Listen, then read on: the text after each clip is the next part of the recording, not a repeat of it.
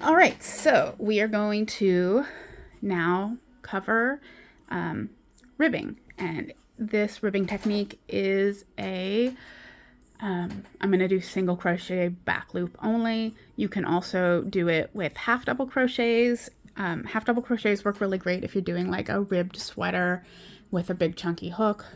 I am also, something I've talked about in class is double stranding yarn. I'm using a furry one here because I have decided to choose violence. And it is, let's see, I'm using, this one here is Lion's brand Pound of Love yarn. It's a nice soft acrylic yarn. You can get it at Michael's. And I believe the colorway is Pastel Mint. And then this is a Caron cake, but I can't remember which Caron cake it is because I have misplaced my label. But they are both carried at Michael's.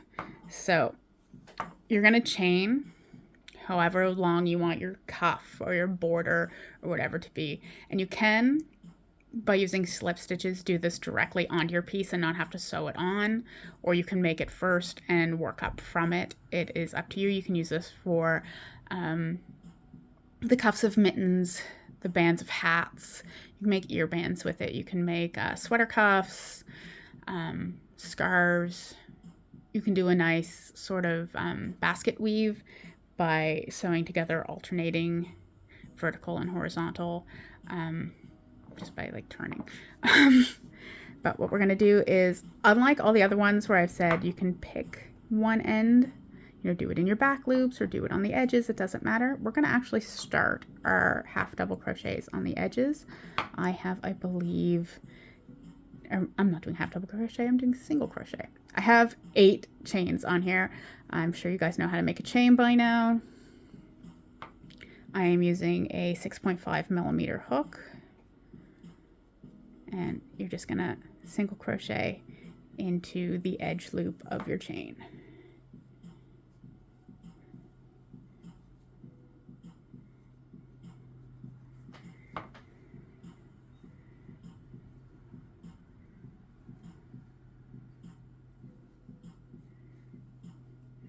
So,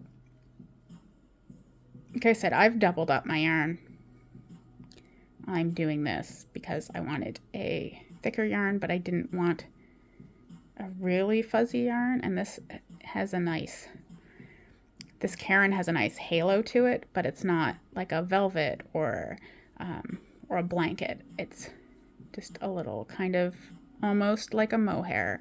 It's a polyamide, I believe, acrylic. It's got a good stretch to it. So the thing about doing this back loop only rib is you really want to, at least every couple rows, count to make sure that you're not increasing or decreasing. So like I said, I did 8, I believe. 1, 2, 3, 4, 5, 6, 7. Okay, I did 7. So again, like I have said in class, thing about crochet is that it doesn't matter how well you think you count, you cannot. So we're going to work into just one loop, the one farthest from you. I'm going to do more single crochet. So see where we would normally work through those 2, we're just going to work through this one.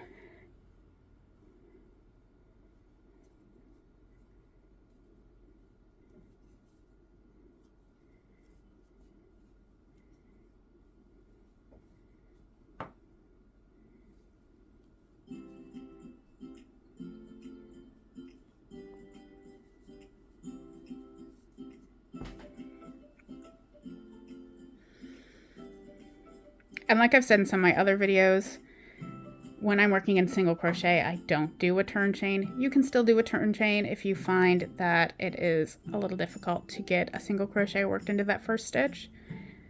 It's really, again, just like the stacked single crochets to start. Everything is up to your preference, what works best for you.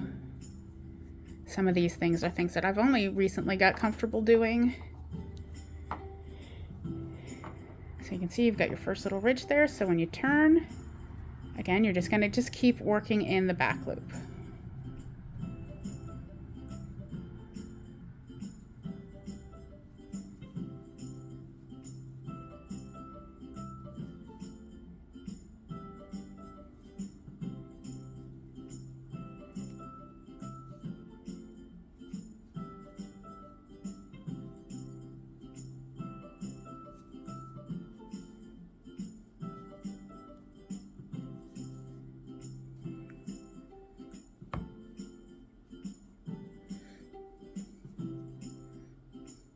Double stranding can be a good way to use up yarn if you are like me and you end up with, you know, way too much yarn and you don't know where it came from. Probably wasn't you that bought it.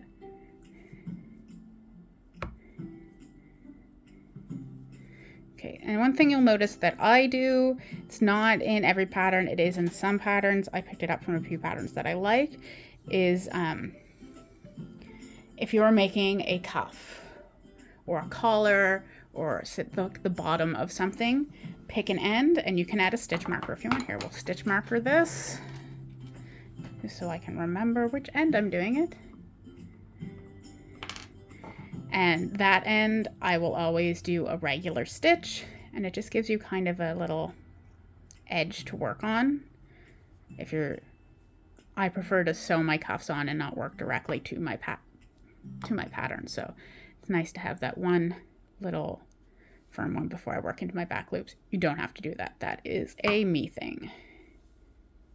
Again, back loop only.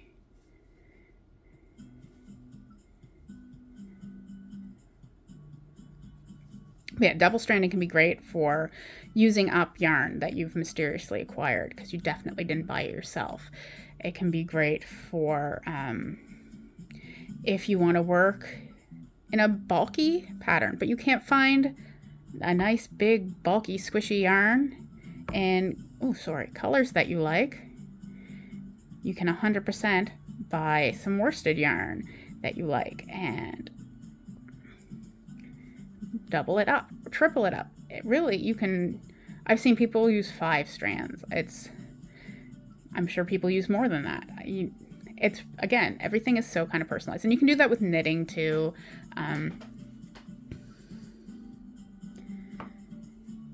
It's a really great way to like combine colors for some cool effects and do some planned pooling.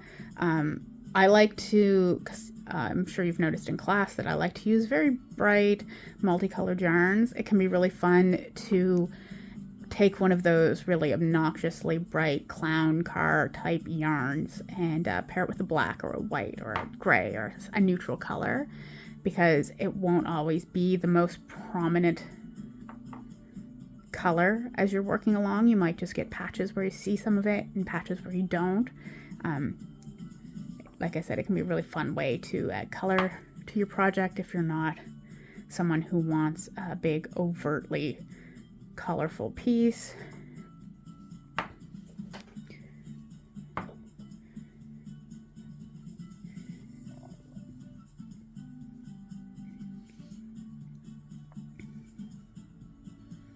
You can see this coming together here. Like I said, you can do ribbing if you want a wider rib, or if you're working with a body of a piece that you wanted, like if you wanted to do a fully ribbed sweater. A half double crochet back loop only is also a really cool looking rib. It's a little looser, there's more space. Ooh, sorry.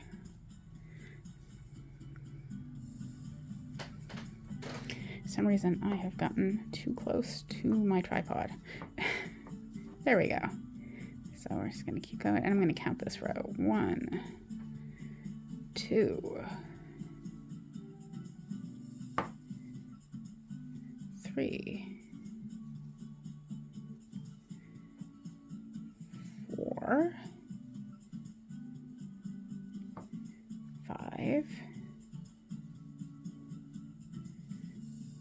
6.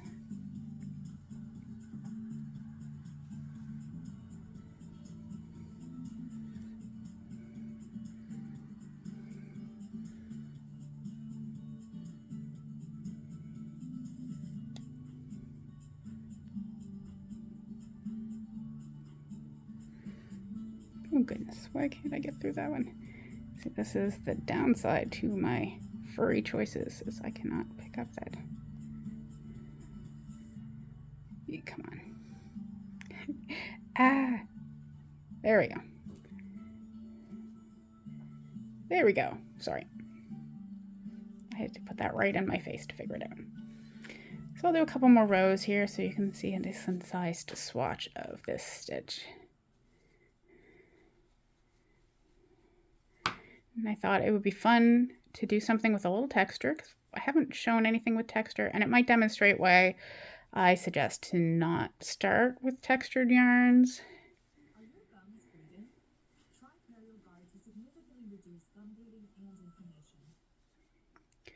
Oh, YouTube ads.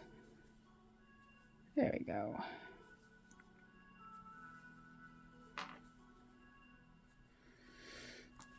And it works up pretty fast because it's in a single crochet, and I'm doing this in a bulky yarn.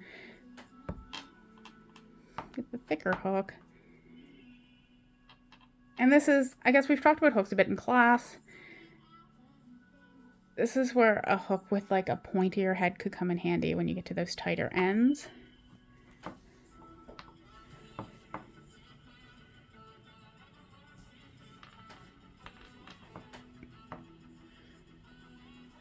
One, 2,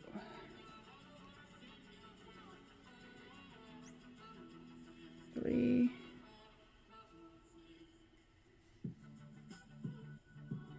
4, 5,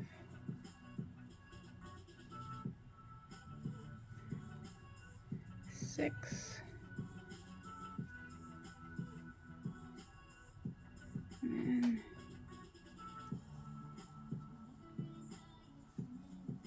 7. All right, so there you go. You can see how that kind of gives you that nice little ridged effect. And you can just give it a little help there, let it bend. And as you let it relax, it'll do that on its own. You'll notice probably as you're making squares for class and you let them sit, they shrink a little bit as the stretch comes out from where you were working them. And you can see why, again, and I'll just show you on this. I'm just going to take that out. Just a second here while I don't want to lose that, because this is actually for a project. There we go. So you can see, like, you can see your stitches there, but you can see where it's kind of a little bit difficult. And if you're still figuring out what you're looking for, you're not quite comfortable with trusting yourself on finding stitches where the fuzzy yarns might not be great. So there's a stitch, there's a stitch, there's a stitch, right? And again, you can see those ridges. It's pretty cool. All right. And half double crochet back loop only works the exact same way, except you use the half double crochet stitch. All right. You guys have a great day.